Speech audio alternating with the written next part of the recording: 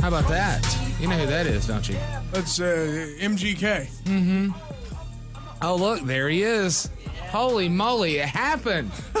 Good morning, sir. How are you? It's good to see you. Yeah, dude. Yeah, dude. There it is. What's up, Steve-O? How are you, sir? I'm good, man. I got jammed up on the way out here, though, so sorry about that. No worries. The plane was busted. It happens. You got stuck in Dallas, though? Yeah. Man, that's a weird airport. Horrible airport. Matt and I had to spend some time there one time on our way out to L.A., the one time we ever went to L.A. together. I've been there twice. Oh, you went back That's right. with your daughter. That's right. But, yeah, everybody was really mean to us in Dallas. I used to say nothing good ever happened to me in Texas, but that's long since not the case. I love Texas. Yeah? I'm filming my first comedy special for Showtime in Austin next month. Whoa, that's good. Yeah, hey, dude. What happened? How'd you get into the stand-up stuff? What happened? Oh, man, it was like 9 years ago. Someone invited me to a comedy club in Hollywood, and they just said, hey, man, will you come and do a stunt on stage? I said, yeah, sure, man. When I showed up, I walked in, I looked around, and I couldn't think of anything crazier than trying stand-up. So I did it, and, like people were kind of rooting for me, I felt like. I got some laughs. Yeah.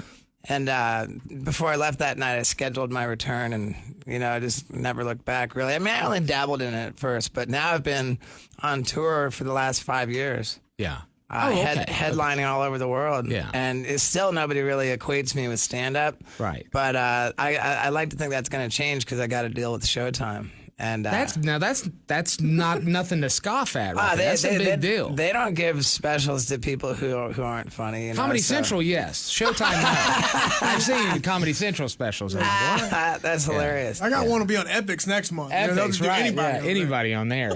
Yeah, Epics, they had Russell Brand. I haven't seen him do stand-up, but yeah, I mean, who knows, man? I'm really thrilled about it, and it's great to be in Greenville because I haven't performed here before, right? And that gives me a chance to do all my material that I've got, and not because I mean, if I've been to a place before, I come back, it's like I'll feel like a real douche if I'm up there doing stuff that I'd already done on a previous visit, right? But here I get to just put my strongest stuff out there and really like rehearse for my special, which is great. So you're going to get a good show this weekend. What do you? Okay, so first of all, when you are on stage doing stand up, are you doing any stunts at all? Like, because I got some stunts in there for sure. Okay, because I imagine people would expect some kind of fire, some kind of stapling. I would feel. Still at this point, I would feel like I was betraying my brand if I didn't bring some physical stuff into it. Right. But more and more, it's like the comedy is just stronger, and man, it sounds like I don't know. I mean, there's no way around it. I'm a shameless, reckless son of a bitch, and that goes for my stand-up too. So I'm pretty good at not wasting anybody's time. Right. Where did it start? As far as not the comedy, but the attention whoring. There's really no other way to say it. Right. That's exactly something happened when you were a kid that got everybody's attention, and you loved that feeling. I like that. I mean, that's like the rosy way to put it. I think what it is like a much like darker, parental neglect kind of thing. And I'm not like complaining about it at all. Like, I think it's a blessing and a curse. But yeah, like mom was an alcoholic, dad was never home. Okay. Yeah, I think that is probably a little bit closer to what it was. But yeah, like everything, like if it's your everything that's an advantage is also a disadvantage. So sure, but you did something, and suddenly people were paying attention to you. Right. But do you remember? Was it a stunt? Well, no, was it a joke? It was never an asset when I was young. I remember you're a skateboarder, right? Right. Yeah. But like even before that, I remember I've got a book and really proud of it. And I mean not the story, but like the fact of it. Having like a 5-star rating on Amazon. That's unheard of. That's huge. I remember going through material like to put the book together. And I came across this report card from 6th grade, and the teacher said, Steve wants so desperately to be accepted by his peers. Like he wants like the approval and affection of his peers so desperately. But everything he does to try to get that brings about the opposite result. And I remember like reading that, and it really like kind of was piercing. It like hurt. I was like, oh man, it's so true. Knoxville, Johnny Knoxville says. He says, yeah, I'm an attention whore. Steve-O's an attention whorehouse.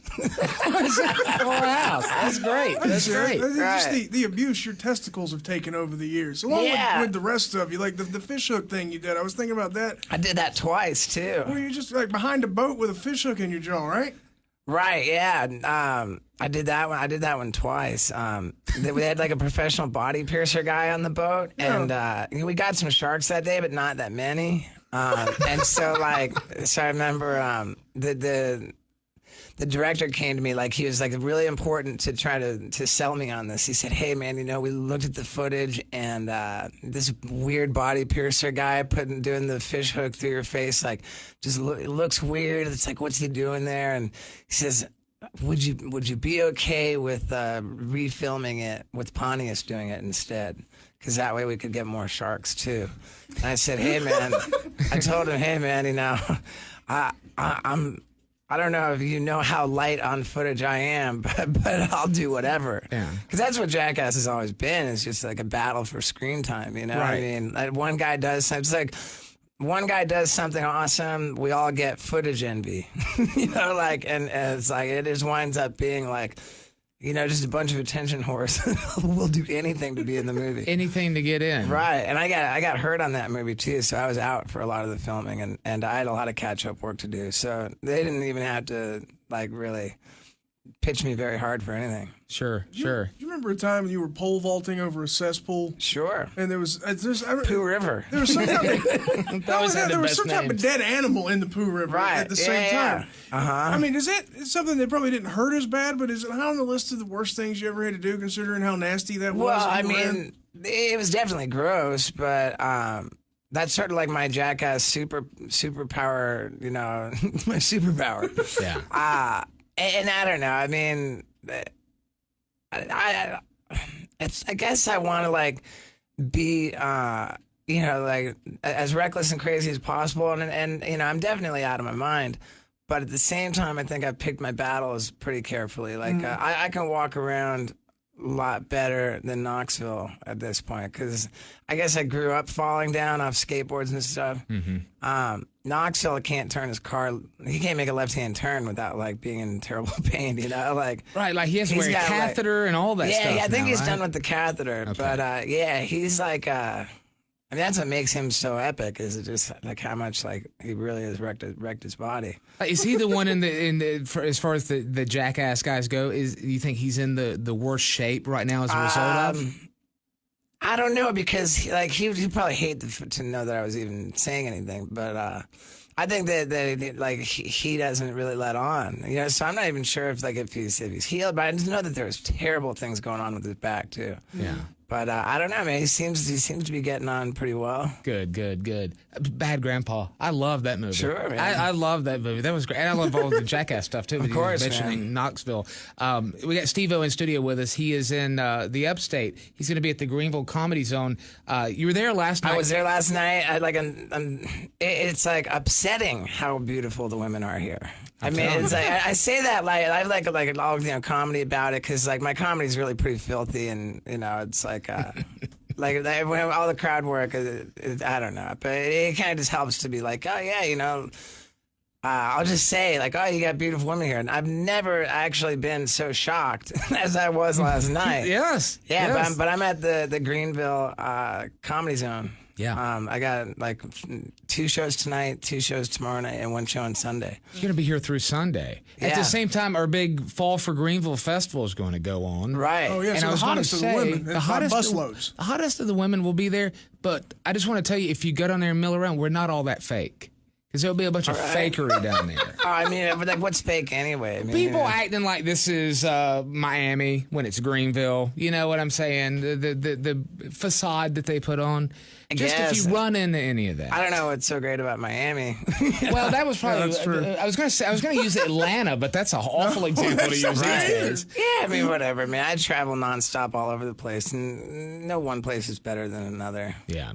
People always Women have- know here, though. Oh my God, there's like hands down. I can't even believe what I saw last night. And I know it's only going to get crazier too. So We played that Machine Gun Kelly song. Yeah, on the way I love in. it. You get any money off that? no, Good Lord! but why would I? You know, like Because it's about you. I mean, it's not about me. It's about like smoking pot and whatever, you know. And I haven't smoked pot in 7 years. Yeah.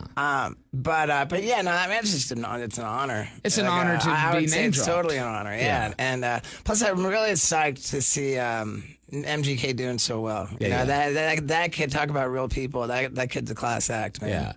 Yeah. You mentioned the sobriety. Yeah. I remember those videos that you had put on. I don't even know how long ago that was. Oh yeah, that would have been like 8 years ago now. And your voice was just I can't even describe what was Right, it was like I was possessed, huh? Yeah, I mean it's like That's some exorcist crap. I'm shocked you're alive, and that is a compliment. Sure, It is a compliment. I'm equally shocked, man. So what was going on then? And then something had to have snapped. Was there an intervention? What happened to just make you? I mean, it was pretty well publicized. I got there was Johnny Knoxville pulled an intervention. Yeah. Which is like the first sign you know you have a serious problem when Knoxville's your interventionist.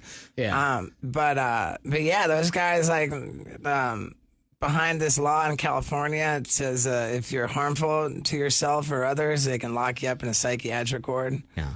I mean, it's like kind of a famous thing. Britney Spears had it, or whatever. Sure. It's called 5150. Yeah. So they came over, and like my intervention wasn't the kind where they ask you if you're willing to accept help. Like they just showed up to tell me, okay, we're taking you to the psych ward. Yeah. And if you don't like it, we'll kick your ass and take you anyway. So yeah, and when I got to the psych ward, yeah, I was like spitting on people. I was just such a douche, and they changed my status from the normal 72 hours to 2 weeks. And thank God they did, because it took about a week in there for me to be like, okay, you know, I get it. I gotta do this. And so I remember thinking that I had heard all the statistics of how like long-term sobriety is so rare, and so I went to rehab, and I said to the guy in charge, who was actually Dr. Drew back then when he still had his hands in that. Yeah. And I said to him, hey man, however long you recommend I stay in this rehab, I want to stay longer. Yeah, because I want to get it right. And he said, I don't recommend you stay here more than 30 days, but then if you're serious, go into like one of these sober living, halfway house kind of deals. Sure. And so I did what he said, man. I wound up staying in that halfway house until I had 2 years of sobriety. Yeah. And that's Congratulations. like, yeah, thanks, man. That's I huge. mean, like I think that's been the biggest thing for me, you know. And like it was scary back then, because like, like the question was like, oh, will Steve-O like be like a boring pussy now? Like, is he gonna be crazy? Is he like is he gonna be funny? And like I didn't necessarily even know, but the one thing that mattered was stay sober, because I don't have a chance at anything if I don't. Yeah. And as it turned out, like I filmed Jackass 3D. I was like rocketed up through the air in the poo, Right. Poo filled porta potty, Yep. all that stuff, and then coming back like home by curfew in my literally pee into a plastic cup, like scrub the toilet. Make my bed, all that stuff. And I was doing that filming Jackass 3D. People had to assume that there was drugs and everything involved in those things, but I think... I never did any of that stuff because of drugs. I never took a pain pill for pain. I never did stunts because I was wasted. And even like for Jackass, if you were too wasted, they wouldn't film you. You know? Like that wasn't the spirit of it. So that's just I who did it you all are. because I did it all because I'm an attention whore. Right. But now being sober, you can control it and actually be better than you were. Oh, dude, like way better. And I'm not just saying that. I mean, like it's so evident. Like for Jackass #2, not one thing I wrote creatively. Yeah. ever got filmed. I mean, I was turning in ideas like I'll get a tattoo of a cigarette coming out of my mouth with smoke rising up the side of my face. Like that was about where I was at creatively. Wow. And and then on the third movie, like everything I wrote got filmed. Yeah. And I was just game for whatever. Like and then it took a little while to find my voice, but yeah, now like, and then the thing is, before I got sober, like everything just. It was like, oh yeah, let me like pee on a red carpet. Let me like smoke weed here. Like my whole shtick was just about how wasted I was. Sure. And it just got boring and pathetic, frankly, And now, I don't know. Like now I'm filming comedy specials for Showtime. Like it's rad. Plus I'm developing my own movie that would be like a Bad Grandpa. Really? Yeah, like where it's like hidden camera footage, like incorporated into a story, like Bad Grandpa, which of course, like Knoxville, like Sacha Baron Cohen, requires like being in disguise, because otherwise it's like, oh, there's Steve-O. Of course. And so I had thought about like, okay, well then how do I like I need to be in disguise, and that means like, so what's the motivation? Like I don't want to be like one character like an old man. Right. So I was like, okay, like I'll play a dude who who gets in a lot of trouble and is now on the lam, running from the law.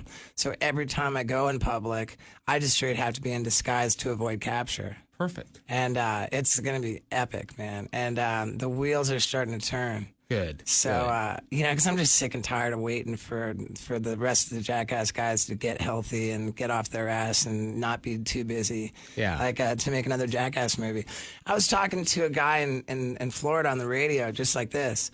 And this guy, like, I really respect him. His name's Mike Calta.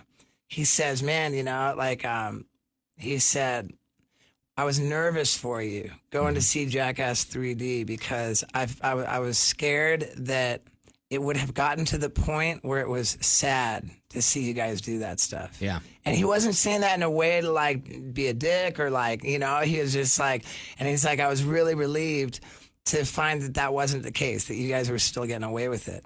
But what he was talking about at that time was now 6 years ago. And I think now, collectively as a group, I think it's a serious concern. Sure, it might be like disturbing and sad to watch us all try to get away with that. Right. And, I don't know if that's what's been slowing it down, but again, like some of the guys aren't, really healthy, and Knoxville's like way busy, and I'm just sick of waiting for him. So screw it. I'm gonna try and do my own thing, and like just like crazier, like stunt wise, and I mean, I just have so many ideas, and I'm thrilled to pursue it. And I think that the stand-up comedy special is really going to kind of pave the way and open up doors like that to make that. That's very motivating. Like that's a story that a lot of people need to hear, because like everybody's been at the. I wouldn't, if I was smoking weed all day and snorting everything up my nose, like and A, I wouldn't be alive. B, I wouldn't be in a position. And this early. Well, yeah, for sure. I'd still be up. Be up, yeah. But and again, I mean, I'm not like I'm absolutely not like preaching or proselytizing. Right. Yeah, I mean, I don't even recommend sobriety, because if your life isn't a mess, and you're not desperate for help, then screw it. Don't even bother, because it's not going to work. Well, I don't push sobriety at all, but I owe my life to it. Well, it seems like things are going great. It's a real good story to get. Well, things are going great. I do have a little jail sentence coming up. Well, we're going to talk about that. But even then, I've never seen anybody that happy to get 30 days in jail before. Right, yeah. I mean, what are you going to do, man? I asked for it. Like, I mean, I asked for the jail. Yeah, because it was going to be a fine either or kind of deal. Well, I mean, they had a lot of negotiating to do, and I just told my attorney, I said, hey man, there's nothing sexy about scrubbing graffiti off the walls, and picking up trash off the highway. But I kind of feel like there's something sort of sexy about going to jail, For 30 days. Like a jail sentence, that's like more newsworthy. That's like a headline I can get behind. Plus, of course, if you're going to make a statement about captivity, which is what I was all about, why not get locked up, Right. And I was protesting, the imprisonment of killer whales in SeaWorld. So why don't we break right there? We come back. I want to find. I want to see what the motivation was for that, because you admit I'm an attention whore, but at the same time, you actually give a crap about these animals. Right, absolutely, man. And I'm a little bit close to the problem too, because you know, I'm a veteran circus clown, but like before Jackass started, I knew that, know, and like it was just straight animal abuse, and I was in there every day. Yeah. So I don't know, like I think that's when the seeds were planted, like all that long time ago, almost 20 years ago. That was a motivator. Okay. All right, we'll take a break. We'll come back. More with Steve-O. He is at the Greenville Comedy Zone tonight, 2 shows, tomorrow night, 2 shows, and then 1 show on Sunday. You can get your tickets at greenvillecomedyzone.com. More with Steve-O. Yeah, right? And I'm not just saying this. Like, get the tickets online now, because like there's not many left. And also, like, after every show, I take photos with every last person that wants one. I predict a sellout by the time you're done here today. Every show. I kind of think so, too. Our folks were really, and again, it was the airplane mechanics. They were very disappointed yesterday. Oh, yeah, I'm sure they were. So I'm glad this worked out. If I could have done anything to prevent the plane from breaking down. Well, you don't want to get on a messed up plane, of course. Right, well, I mean, I would have. I wouldn't but let's do the commercial break. We'll come back. We'll do that. More with Steve. Say hello to Kara Hodge for me. You said this is your hairdresser? Well, not my hairdresser. She cuts my hair. She is a hairdresser. She's a stylist. She's not my hairdresser. She's a hairstylist. She's a hairstylist. That's right. Yes. She's your manscaper. Right. Here we call him a beautician, Steve. Right. Old Southern well, it sounds like she's pretty hot. Are you married? Who, me? Yeah. Yes, I am. All right. Good. There it is, right there. Cool, man. Yeah. And the women here, man, I'm sure it was worth it. Oh yeah. Good going. Yeah, I'll show you. I mean, all kinds of therapy and sex addiction, like there's a good bit of that going on, but that's everywhere, right? Right. Well, for me, it's like, and a lot of my stand-ups about this. I don't want to get too shticky or anything, but I really did. I'm 41 now, and it just came to me at some point, like, if I want to be real happy, like, I want to get married too, man. Like, have a life partner. Like, I think that's really, like, important if you're going to have a good life, you know? It is. It's got to be your best friend. It's got to be. Right. And at a certain point, like, running around trying to hump everybody, like, just really becomes pathetic. And, I was like, I don't want to turn into Pauly Shore. Or David Spade. Right. Yeah, exactly. Where it's like, oh, God, I'm going to open up Playboy, and there he is at the mansion again. And so, I don't know. So I'm on that track where I want to sort of, like, really put in the work to be able to have that relationship. And I tried on my own. Like, okay, I'm not going to go fool around with chicks on the road. And that just didn't work. I was like, man, I promised myself I wasn't going to do it, and I can't stop, because it's like, I was going to say, everywhere you go, when you're traveling around, you got all these like hot chicks and like big crowds coming to see you, like, and especially because I take photos with everybody after every show. Yeah. Like, that was just like an audition process to see who got to hum on my. Well, I was going to say, so let's do this in a proverbial situation. Let's say tonight you're doing the meet and greet afterwards. How would, in a classy Southern Belle kind of way, how can a girl let you know that she would like to maybe have some personal time with you?